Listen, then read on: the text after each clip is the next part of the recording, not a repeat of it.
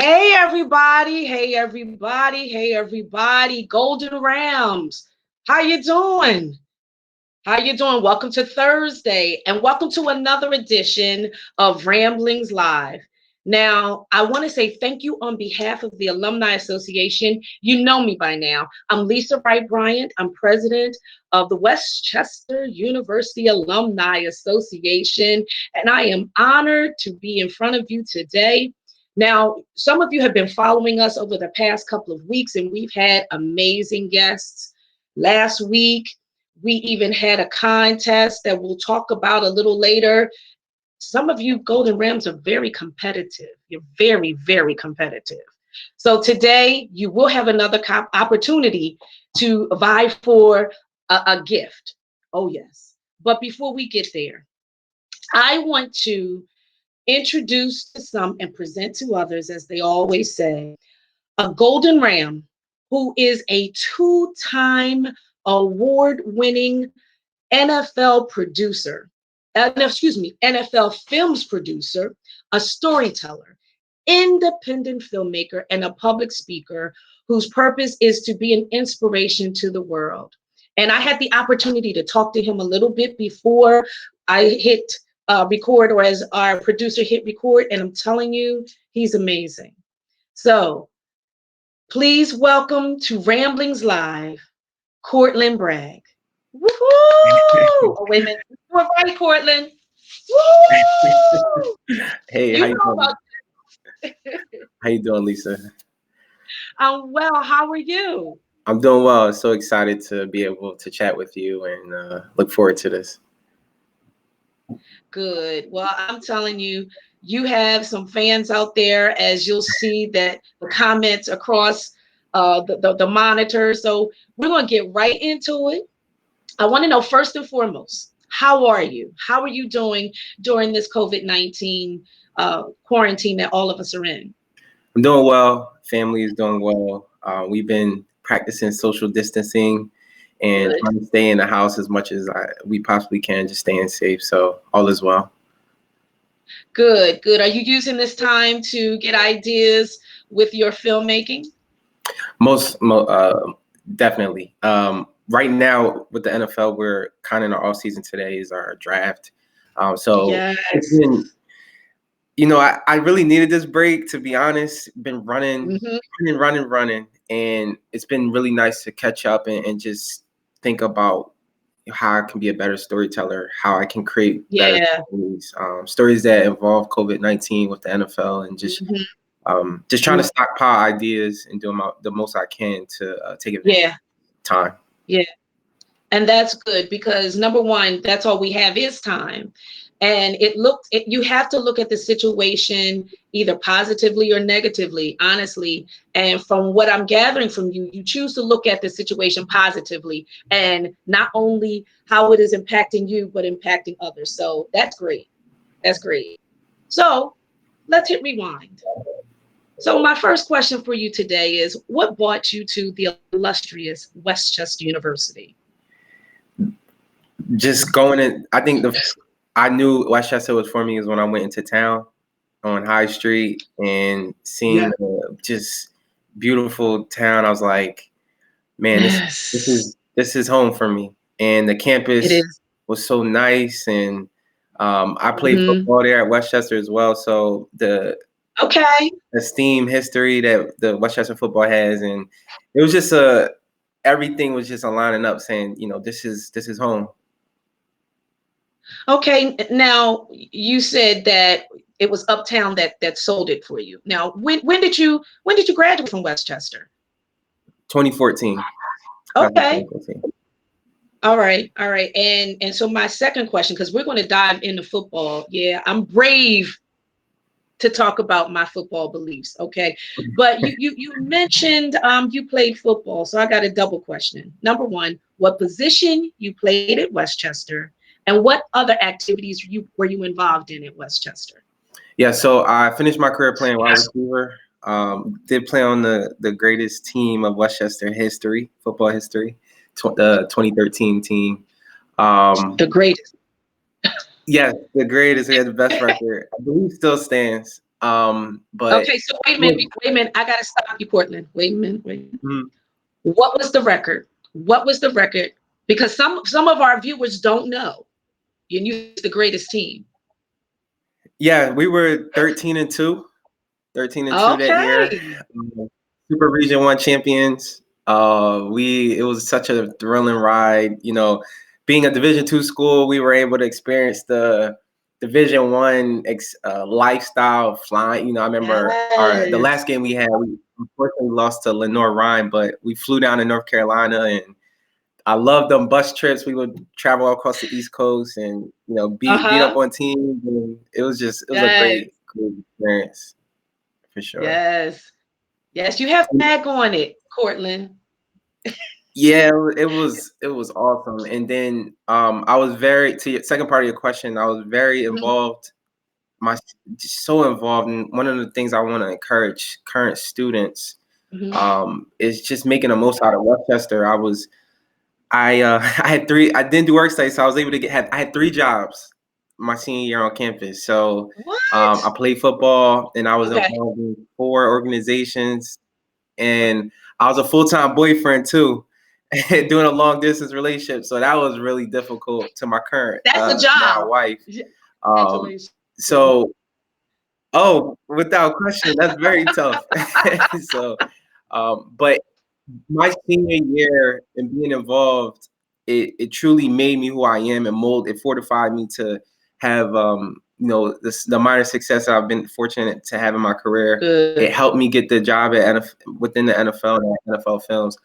So if I'm proud about anything I've done in my life, it is who I was as a senior at Westchester, Yes.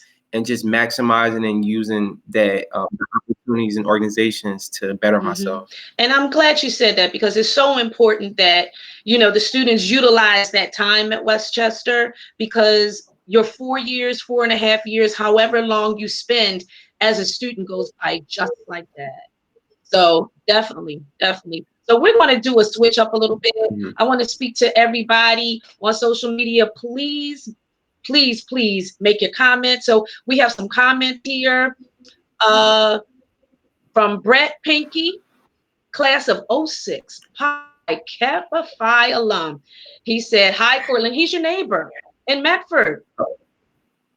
Hey, how you Did you doing? know Not too far. What'd you say? that? Okay." He said he's your neighbor in Medford. The other guy, Nice. Yeah, not too Brett. far. Brett. Hmm. And let's see, Anna Marie, she said she loves her Westchester family. Let me tell you something, Anna Marie, that means you need a shake because we love you. You're a golden ram, definitely. So thank you so much. Oh, wait a minute. One more, one more. So excited. This is from Monica. She's so excited to watch this from Downingtown. Go Rams, missing campus a little extra with all this COVID-19. Hanging there, Rams. I miss Westchester too. I really do. I miss my friends at Westchester. So I'm sure you miss Westchester too, don't you? You Oh Courtland. yes, I'm sorry. Yes, yeah. yes. I miss Rochester a lot. Hmm. Hmm. So let's go back to what we were discussing prior to our shout out to social media, because we were talking about your activities that you were in and you gave some advice to the students. So now that was your past. What Then give me one thing or maybe two top things that you learned from your activities that really helped you so far as being that storyteller, that helped you so far as being an NFL film producer. Yeah. So before I do that, I want to give a shout out to Justin Sichoka, who was one of the founders of WC Weekly, which birthed, Yes. it birthed my storytelling passion. And Justin gave me an opportunity that I feel so indebted to him. He allowed me to be the sports reporter, and that I didn't know what I was doing. I had no Mhm. education on storytelling, but I knew I had a passion and I had an opportunity. So just using that platform of WCU Weekly and WCU TV, and Mhm. WCU Weekly was like the hottest thing at Westchester at the time because no one. It was brand Really? new. It was. Yeah. I mean, it rivaled the football experience for me, and I think that experience of learning how to write scripts and learning how to report and learning how to interview athletes, whomever we were interviewing, it truly fortified my storytelling ability and passion. And and it helped me get to the NFL. I remember in my interview, they brought up some WC Weekly shows and they brought up my segment, and it was just like surreal. Like, man, it's happening. And I truly believe if I didn't have the platform of the campus news shows, the radio shows at Westchester, I would not be where I am today. You know what? It also just reiterates the fact that, number one, being a student, that peer-to-peer mentoring is so important. And I see somebody that I went to school with that just shouted out, Mike McLeish. Yes, Mike. Yes, definitely. It's so important, really, to do your thing, and you never know whose life you're impacting, who you're helping. So shout out to Justin as well, because he is definitely, like you said, he's the producer of this show, and he is doing an amazing job. So let me ask you a question. We're in the present now. We're talking about the NFL films and your interviews. Talk about your favorite interview and why. Can I do two? And I can just go down. I guess you can. Yeah. All right. So I'm gonna do so when Hurricane Harvey hit Houston area a couple years ago, I had the golden opportunity to fly in there. I had to fly into Dallas and then drive to Houston. Wow. It was so flooded, but J.J. Watt was leading a charitable effort to raise money for those affected by the hurricane. And you're saying people's houses just been wiped out. And this was like something that we've never seen, where using an athlete using social media to raise funds to help people. And I was able to document the Texans who were, their city was affected, and it was before the beginning of the season. So going down with the Texans and being with JJ Watt as he's raising these funds and he's getting donations all across the country to help these those affected. And I was able to interview JJ while he's in the warehouse. And it was just like, one, JJ Watt at the time, he still is an NFL star, but he rivaled Odell Beckham, Tom Brady at this time. And being able to interview him about what he's doing, and one, just me, that he's an idol of mine. When I was playing football, we didn't play the same position. I'm just like, wow, I'm interviewing JJ Watt during this time. And JJ is, he makes me look like a midget. And I was like, man, this is what I worked so hard at Westchester for, and doing all the going extra mile. Like, this is what it's for. So that was just truly like one of my favorites, something I'll always cherish. And then recently, I was able to do a feature on a Westchester alum. Her name is Mickey Grace. We actually graduated the same year. And Mickey's a football coach in the Philadelphia area. Yes, she is. And I wanted to do a story that, we saw the emergence of women football coaches in the NFL, but I wanted to document the story of, someone who is yet to get there, but her journey. And I recently just did that, and it was such a remarkable story and just experience to be able to tell her story. And it was one of the best. Like, I was thankful because my job they thought it was good enough to submit to the Emmys this year. Unfortunately, it didn't get nominated, but I was just honored to be able to tell her story. So that was definitely that'd probably be my second favorite interview and story I've ever done with NFL Films. Wonderful. And you know what? I like the fact that not only you interviewed somebody that you looked up to, but then you interviewed someone that was a peer. And that says a lot. And that speaks a lot to you and your character, how you are in a position to lift people up. And again, that's really what the Golden Rams way is, that we're supposed to look out for each other and to encourage each other and push each other. So you mentioned that you interviewed JJ Watt, Reddick, as well as Mickey. Well, who else did you interview? Give us a name. We want you to brag again on you. You want me to brag? Give us a list of people. Yes. I've interviewed Jarvis Landry, Derek Carr, Ezekiel Elliott, um, Darius Leonard, Quentin Nelson, um, who else? Larry Fitzgerald, um, who else? Carson Wentz. Mm-hmm. I've interviewed coaches, Doug. Good. Yeah, I've pretty much interviewed Pete Carroll, Ron Rivera, Cliff Kingsbury, Jason Garrett. Mm-hmm. Who else? Bill O'Brien. Mm-hmm. Uh, I've interviewed who else? All right. Wait a That minute. A birdie told me Dan Marino.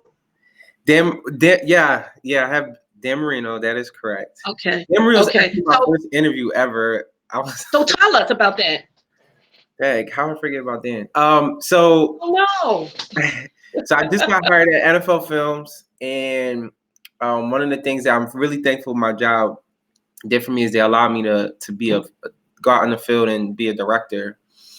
And Mm-hmm. it was during Super Bowl 50, and we were doing a series called the Golden Football Series, and we would travel across the country and interview those who were in the Super Bowl.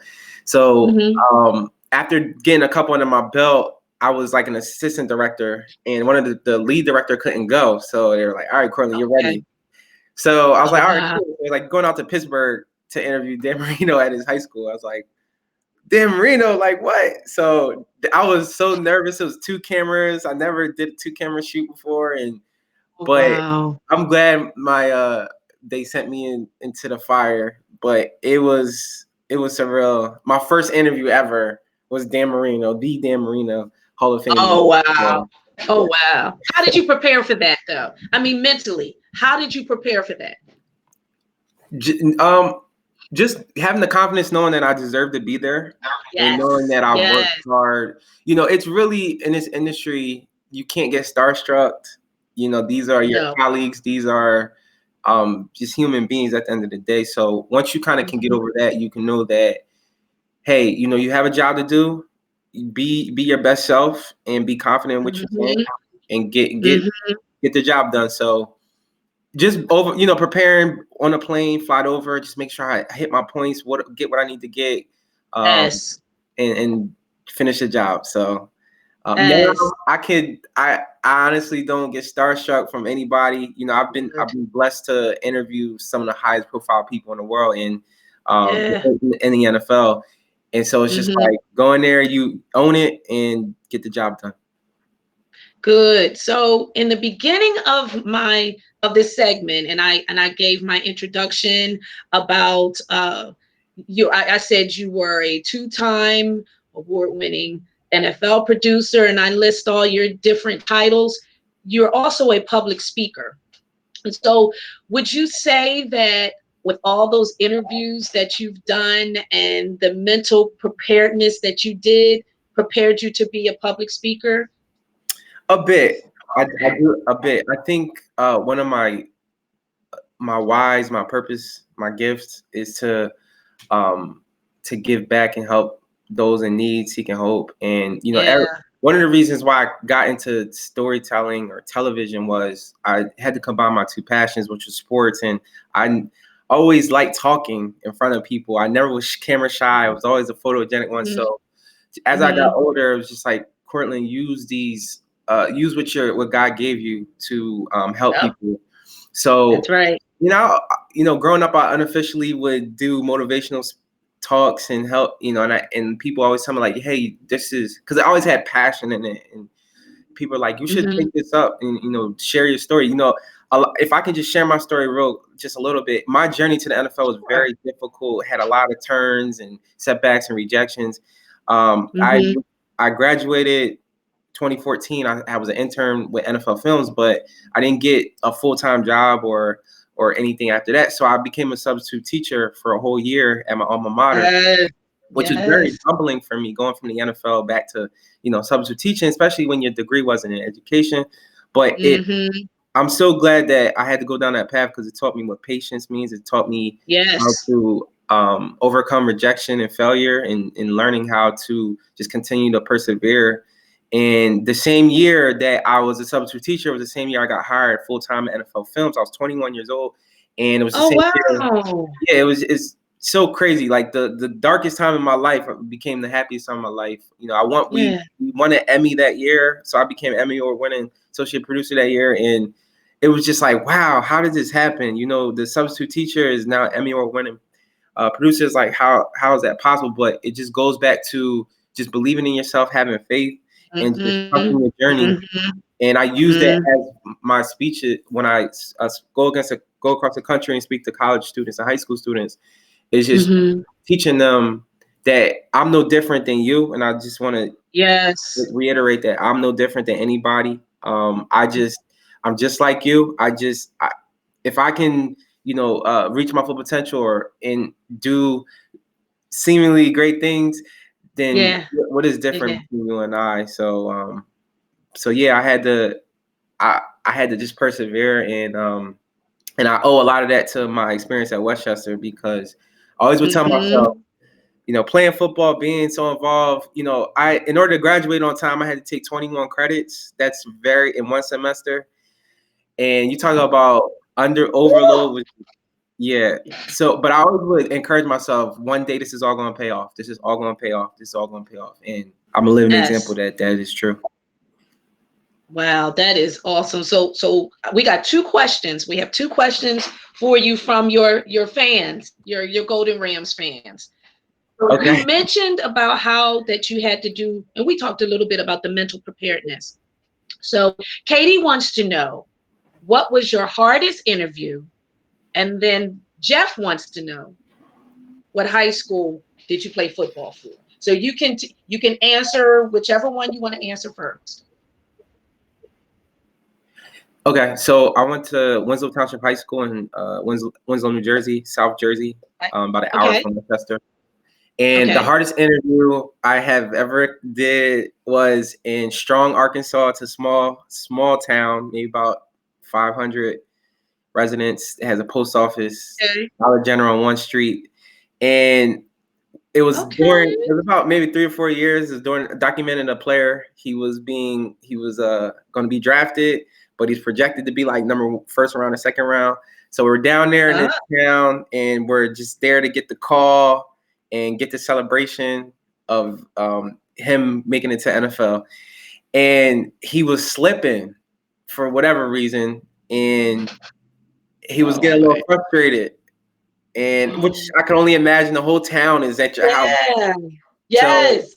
it was battling his emotions of, being frustrated. And the toughest interview was he didn't want to really have a camera crew in his face, which I totally understand, but he ended up Yeah. leaving his house. And I'm like, I need to capture this. You getting a Oh call, my what he call you? gosh. And he's like, listen, I do not want you to be around me. I just need to clear my head. And I'm just like, oh my gosh, I'm down here to get this call. If I miss this call, what am I going to tell my bosses? Right. Right. Right. And he leaves for about 30 minutes. I'm just praying that he does not get selected and we're not there. And, just thank God he comes back. Literally, the moment he comes back onto the driveway, he gets the call. And had he come 5 minutes later, I would have missed that, and I would have went back to NFL Films with my tail between my legs. But we were able to capture the call, and he went from not wanting to be interviewed, which I totally understand, dealing with that. But he was so happy, and everything ended up working out. But just Mhm. managing emotions, managing my crew to Yes. make sure that, hey, we gotta Yes. can't panic. I'm a director. I can't panic, because if I panic, the crew's gonna panic, and it's just a ripple effect. So Exactly. I think that was probably the Exactly. toughest, most scariest time of my career, but it all worked out, and it usually always does. Yes, it does. So we talked about the game. So we're going to segue into a game. We're going to play a good game today. All Okay. right. No pressure. You don't have to get into your mental. You don't have to be mentally prepared. We're going to have a good time. So Okay. you have to choose South Campus or North Campus. Okay. No, you answer. South Campus or Oh, North Campus. Which one's better? I lived on South Campus my whole time, but I'm gonna say North Campus because that's where the food at. That's right. You know, I had to bring Rammy. I forgot I had to bring Rammy in my cheer. I'm a cheer since you're used to the cheerleader. Okay. East Coast or West Coast? East Coast. That's right. Apple or Android? Apple, without question. I guess. Okay, next. WCUR or WCU Weekly? Weekly. WC Weekly. Okay. Ooh, 10-mile run or 30-mile cycle? I'm gonna go with get in and get out. So 10-mile run. Yeah. Remy said yes too. Lunch truck or Lawrence Dining? Uh, I never really did the lunch truck, so I was on the meal plan. So I'm gonna go Lawrence Dining. Or Sykes should be up in there. Chick-fil-A was my go-to. No, that's not the question. I'm gonna go Lawrence. Beach or mountains? I'm gonna go mountains. Okay, all right. Rammy or Rammy statue? I'm gonna go to statue. Okay. Statue more iconic. Okay, here we go. Benny's Pizza or Chris's Pizza? Chris's without question. Okay, all right. I'm a Benny's chick, but hey. Landmark or Barnaby's? Oh wow, Barnaby's. My first Woo! experiences at Barnaby's. 21. Yeah.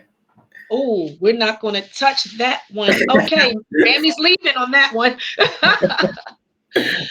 So, thank you so much. Thank you so much for the interview. But before we go, for your parting words, is there any bit of advice that you could give not only our current and graduating students, but even our alum?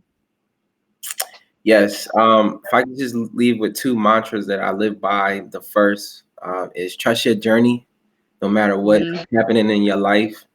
Just trust Yeah. it. Don't look at the destination with your eyes, but with your heart. And Mhm. the second one it would be is one of the greatest career advice I received is to work smarter, not harder. So important. Yeah. Yeah. Wonderful. Thanks again. And on behalf of the Alumni Association, we thank you so much for your inspiring words. Thank you for the time that you spent with us today. And you are welcome anytime when all of this is over. Look me up on campus because I'm always there. And I definitely want to officially meet you. So thanks again. Likewise, thank you for having me. Hope you You're enjoyed it. welcome. You're welcome. You're welcome. You're welcome. Golden Rams, wherever you are, give him a hand. Woohoo! Rams, I'm working. Here we go. Rams up, Rams up, Rams up. So next week, we are going to have President Fiorentino on April 30th. I'm going to tell you now, I'm going to wear my Westchester jacket. I'm going to have my Westchester jacket. Rammy's going to be with me, and I'm going to have my cheer. We're going to cheer. We're going to have a good time. Please join us. Thank you so much. Please join us. And guess what? We picked a winner for the t-shirt. And the winner of today's t-shirt is Katie Wickersham. Yay, Katie! Katie has won a t-shirt from the bookstore. So thank you again. Thank you all for being a part of Ramblings Live. Tune in next week. Remember, I'll see you at the top because the bottom is too crowded. Ram